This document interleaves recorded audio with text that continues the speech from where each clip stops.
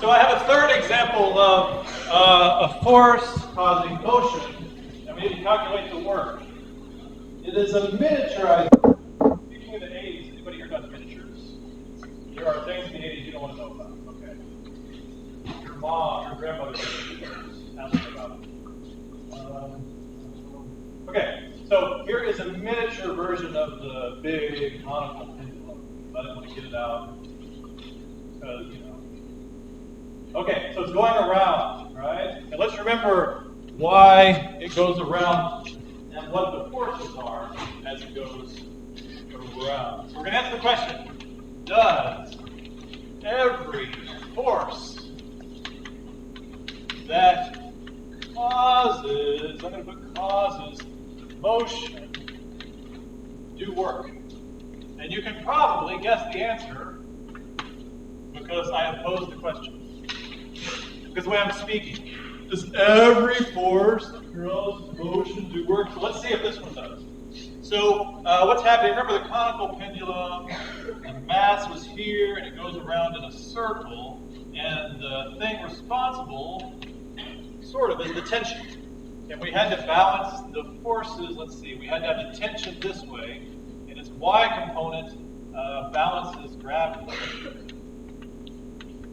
Right, that balances its weight. And what was that component doing? That's the centripetal force. This is the centripetal force. Right, so it's basically, it was like Tx equals mv squared over r, or something like that. Right, where this is r. Think back to that lecture. I'm sure it's all crystal clear. Okay? So the question is it doing any work? That's what we want to ask. We can also look down. We can say, okay, let's make this even simpler. Just imagine a mass going in a circle here of radius r. Right? And it's tied to some string that has some tension T, pulling it around. It might be easier to see this way. How much work are we doing? Okay, let's go to our rules. Let's see. Is the force constant? Well, it's constant magnitude, but it's changing direction, so it's not really constant. So let's go ahead and write out the full thing then. The work is equal to the integral from position 1 to position 2 of the force doing the pushing dotted with dr, the change in the position. So here, let's free body diagram this real quick and look at the thing and say which way is the tension? That way. Which way is dr for any little instant in time? Dr is like dx, it's like ds. It's the change in position, it's this way. So what is the dot product of those? 0, right? They're perpendicular. Cosine of 90. Cosine of 90 is 0. So this is 0 because the force is perpendicular to dr. So every force pushing something around doesn't have to do work. It doesn't have to